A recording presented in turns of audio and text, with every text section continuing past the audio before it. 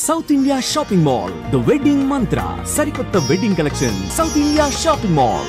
Sir మీరు ఇండస్ట్రీలోకి enter అయినప్పుడు మిమ్మల్ని చూసి అందరూ ఎన్టీ రామారావు లాగా ఉన్నారే, ఎన్టీఆర్ గారు లాగా ఉన్నారు, పోలికలు చాలా అలాగే ఉన్నాయి, అంటే మీ ఒడ్డు పొడుగు హైటు ముక్కు తీరు అంతా అసలు ఫీచర్స్ ఎగ్జాక్ట్గా అలాగే ఉన్నాయని మీకు ఎన్టీఆర్ గారికి డూప్గా కూడా చేశారటగా చాలా సినిమాల్లో, నిజమేనా?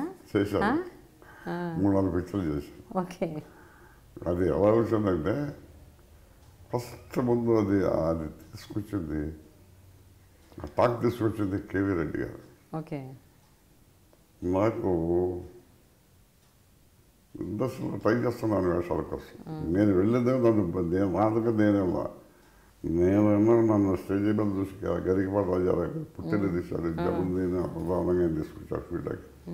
ఆయన అడిగాడు నన్ను, ఏమండి స్టేజ్ మీద చూసుకున్నాను, ఇప్పుడు ఓవేషుడు జగన్ రామారావు బ్రదర్ టంగడం అని ఓవేషుడు అది చూసి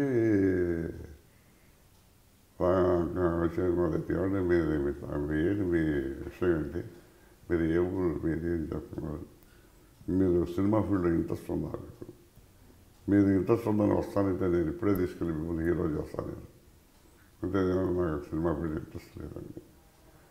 నేను మా వంశంలో ఎంతవరకు డిగ్రీ సంపాదించలేదు, నేను డిగ్రీ ఫస్ట్ సంపాదించాలి, అది నా ఎయిమ్.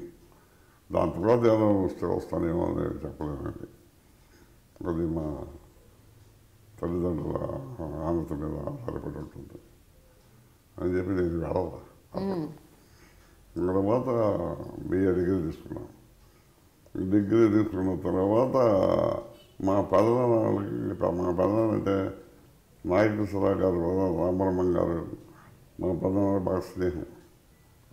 ఆల్మోస్ట్ మేము అక్కడ ఫ్యామిలీ ఫ్రెండ్స్ మేము, వాళ్ళ ఫ్యామిలీ మా ఫ్యామిలీ. ఆయనకు ఒక ఇంట్రెస్ట్ నన్ను కూడా సినిమాలో చేర్పించాలి. ఆయన ఇంట్రెస్ట్ చెప్పిన ఆయన పోతుంటే నాకు ఇంట్రెస్ట్ కలిగేది. అప్పుడు సరే ఎవరు ఇంట్రెస్ట్ వెళ్దామని నేను మా కలప వ్యాపారం ఉంది, రాయమండ్రి హోల్సేల్ డిపో, గుడివాడేమో రీటైల్ డిపో. అక్కడ ఖాళీగా ఉంటే నన్ను పంపించారు రాయమండ్రి. నేను అక్కడే ఉండేవాడిని. 3 నెలలు అక్కడ ఉన్న తర్వాత ఒకసారి ఇంటికి వెళ్ళొద్దామని గుడివాడ వచ్చాను. నేను ఆ గుడివాడ వచ్చిన మరుసటి రోజే మెడ్రాస్ ఇచ్చే లెటర్ వచ్చింది. నా ఫ్రెండ్ వచ్చాడు కేఎల్ ధర అని, అప్పుడు ప్రసాద్ గారికి ఇప్పుడు అసిస్టెంట్ డైరెక్టర్గా చేసేవాడు.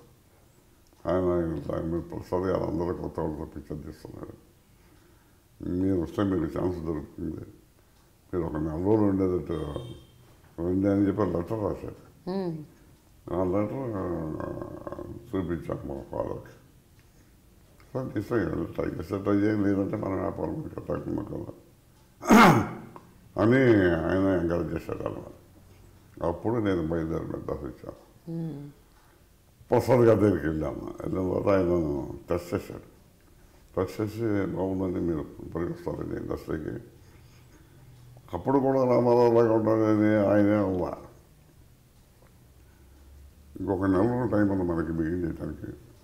ఇక్కడ ఉంటే ఇక్కడ అడ్రస్ లేదు, మీ ఊరు వెళ్తే మీ ఊరు అడ్రస్ నేను పిలిపిస్తాను అన్నా.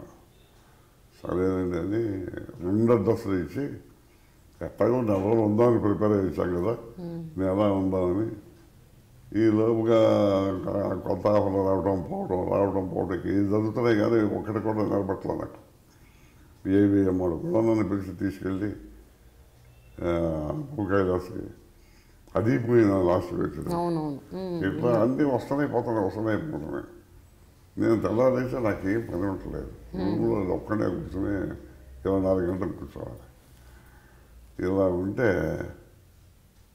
నాకే బోర్ కొట్టి ఇంట్లో ఏమనుకుంటారు, ఎన్నో ఏంటి 24 గంటలు ఇంట్లోనే ఉంటున్నాను, అసలు ఏం చేస్తాను, ఏం కొట్టాడు అనుకుంటారని దీంతో అక్కడ వీనస్ స్టూడియోలో సౌండ్ ఇంజనీర్ సూర్యనారాయణ కదని మా రిలేటివ్ ఉన్నాడు, ఆయన సౌండ్ ఇంజనీర్. ఆయన దగ్గరికి వెళ్ళి ఇట్లాగే రూమ్లోనే ఉండిపోవాల్సి వస్తుంది, నాకు కొంచెం ఏదో ఆఫీస్కి వెళ్ళి వస్తున్నట్టు ఇంకా టైం పాస్ అవ్వాలి. బిఎస్ బరారు మీకు నాకు తెలుసు కదా, ఆయన దగ్గర తీసుకెళ్ళి అప్రెంటిస్ డైరెక్టర్గా చేర్పిస్తుంది, నేను తర్వాత నేర్చుకుంటాను. నాకు కూడా జస్ట్ ఆఫీస్కి వస్తుంది ఒక మూమెంట్ ఉంటుంది నాకు. అంటే ఆయన అలాగే అని చెప్పి సుబ్బారావు గారికి తీసుకెళ్ళాడు. సుబ్బారావు గారు చూసి ఆయన కుర్రాడు బాగున్నాడని ఎన్టీ రామారావు గారిని ఇంట్రడ్యూస్ చేసింది ఆయనే ఫస్ట్. ఓకే. చూసి కానీ మీరు నిలబడి నా హైట్ తీసుకున్నాడు. మీరు ఆర్టిస్ట్గా పనికి వస్తారండి, రామారావుని కూడా తీసుకొచ్చింది, కాబట్టి మీరు డెకరేషన్ వద్దు, నేనే ఇచ్చామని. అప్పుడు ఆయన చిత్రలక్ష్మి ఫెన్సింగ్ స్టేజ్లో ఉంది, రాత్రి నేనే ఇచ్చామని ముందు అయిపోయింది పంపించాను. నేను చెప్పానని చెప్పి కేవీ రెడ్డి గారి దగ్గరికి, చక్రమణి గారి దగ్గరికి వెళ్ళి పంపించారు బిఎస్ సుబ్బారావు అని చెప్పి. అక్కడ అడుగు వాళ్ళు ఇప్పుడు ఏదో తీయబోతున్నారండి పంపిస్తే నేను చక్రపాణి గారి దగ్గరికి వెళ్ళా. అట్లా సుబ్బారావు పంపించారండి. ఆయన చూసి అన్నీ అయిపోయి ఆయన పనికొస్తాను ఇండస్ట్రీకి, స్టిల్ సైజ్ వస్తాను. ఇప్పుడు చక్రపాణి మన కేవీ రెడ్డి గారు పిక్చర్ తీస్తున్నారు, ఆయన నేను కూడా చెప్పాను ఆయన డైరెక్టర్ తెలుసుకున్నాను. కేవీ రెడ్డి గారి దగ్గరికి వెళ్ళా, అలా పంపించారు. నేను చూశాను. నేను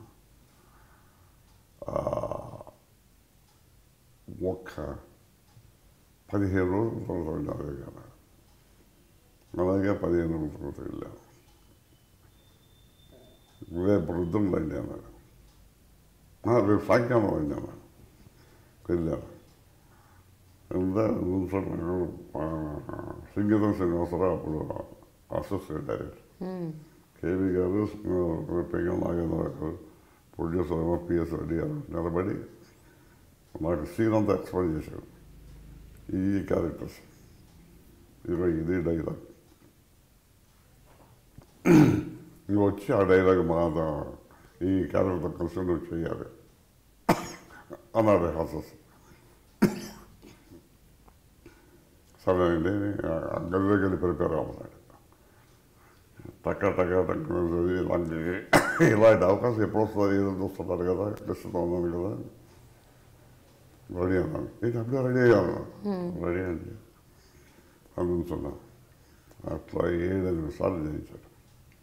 రైట్ ఇవ్వండి, కాఫీ తాగండి, రేపు ఒకసారి ఆఫీసర్ అయ్యాను. మేకప్ హరిబాబు గారి దగ్గర తీసుకెళ్ళాను. మేకప్ టెస్ట్ చేయించాను. ఆయన హరిబాబు దివ్యంగా పెట్టేది ప్రభాకర్ కొరడు అని ఆయన సర్టిఫై చేశాడు. రేపు పొద్దున వస్తాను ఆయన, మళ్ళీ రేపు పొద్దున వాయిస్ టెస్ట్ ఆయన ఎప్పటికాలం తెప్పించాను, మాట్లాడాను. ఆయన అక్కడ కింద సౌండ్ స్టూడియో, జయంతి సౌండ్ స్టూడియో ఉన్నాను నేను.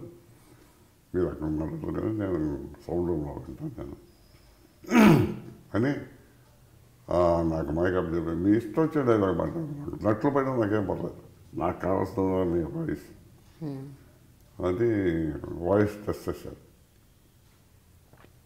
అయినా పైకి వెళ్ళి ఆఫీస్కి వెళ్ళి కాఫీ వెళ్ళి చెప్పేసి యూ ఆర్ సెలెక్టెడ్ అన్నాడు.